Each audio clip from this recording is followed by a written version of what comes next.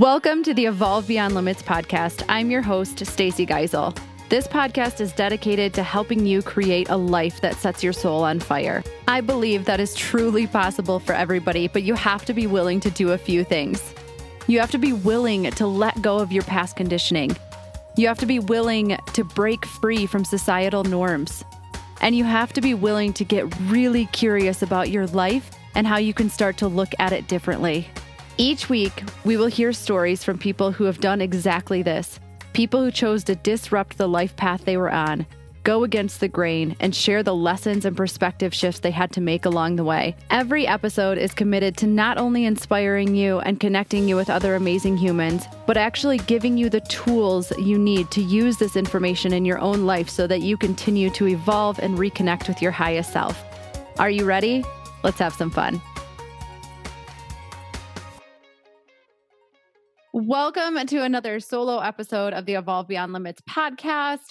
I am excited to have you here and grateful that you're taking the time out of your day to listen to this. Today, I really want to take a second to dive into not keeping your circle too small.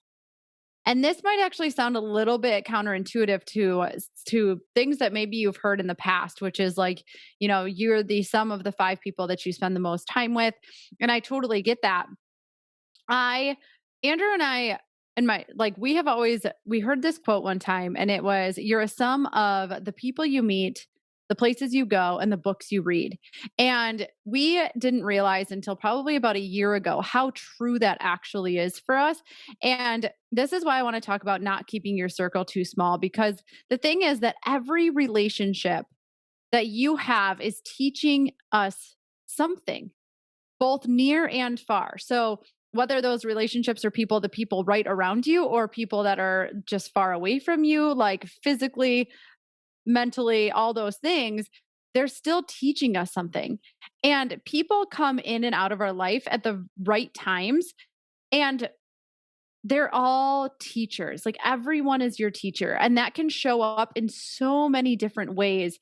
So it just brings us to a different way of looking at relationships and the things that are going on around us. Because I know personally, I had somebody come into my life, and you wouldn't say that he was a good guy or a great guy. And we ended up into a partnership with him in a business. And I could have looked at that situation very differently. But what I know is that he was brought into my life at the exact right time, because there was a lesson that I needed to learn.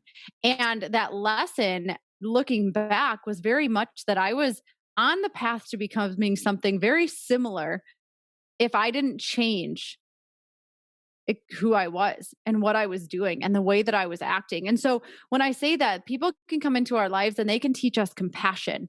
They can teach us forgiveness, which is also something that he taught me. They can teach us confidence.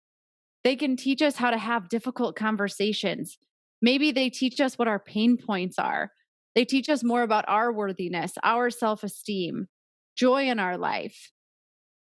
It goes on and on there, but there's always a lesson. And it's fascinating because as we've traveled, we have realized that we learn from, I swear there are angels out there that just get dropped into your life at exactly the right time. Because there were Uber drivers that it seems like every time we got into one of those Uber vehicles, we were learning something new. And maybe part of that is that we're open to learning new things, but it's like they always had something to say that resonated with exactly where we were at in our life. And so that was kind of cool. Again, business partners, friends, family, children. So this actually came up in a white light session I did the other day, is what are our children there to teach us? Because just as much as we teach them, they can teach us so much as well. And so this is why it's my belief that it's important to not keep your circle too small, because this opens you up to learning new things and different ways of being. And from my experience, when you keep your circle too small, you're naturally going to surround yourself with people who think and act similar to you. And that's actually extremely constricting to your evolution, to your growth, because What if there's something else to be experienced, but none of you are in other circles to bring those things to that circle, and you can see how that could go. So my point is, like, be open to getting in different rooms. Be open to learning new things. Go into every conversation with the intention of coming out and learning something, right? And this is not just when it comes to people. This is, what are the books that you're reading, right? I just started, yeah, this probably isn't something I want to admit, but I've read so many personal development books, and I've been in that place where it seems like I would only read a book that had a quote unquote purpose. And I started reading fiction books again and remembered how much I love them. But I also learned so many life lessons from those fiction books as well. So, what are the books that you're reading? Where are you traveling? Are you traveling to the same place every time you travel? Or are you experiencing new places and new atmospheres? And one of the most transformative trips Andrew and I ever took was going to Guatemala in a mission trip. And for those of you who don't know, I'm not tied to a specific religion. So walking into a Baptist mission trip was a little frightening for me. It was frightening for me to have to stand up in front of everybody and tell them that I didn't actually resonate with a religion. But I got in the room, and that I didn't let that fear of being judged or being different than other people, I didn't let that stop me. I actually let that drive me. And it was one of the most transformative trips I've ever taken, because I got to learn so much, not just about myself, but about other people. And that was really cool too. Even like the simplest thing of like, what shows are you watching? What are you putting into your head? Like, do you watch the same thing all the time, or do you experience like new things, right? Is there another church that you could go to, or just like who knows what it is? But my challenge to you is to get in a different room, get around different people, put yourself in a different situation. So I challenge you to do one thing different this week. Just one thing different. Maybe that's working out at a different time. Maybe that's going to dinner somewhere else.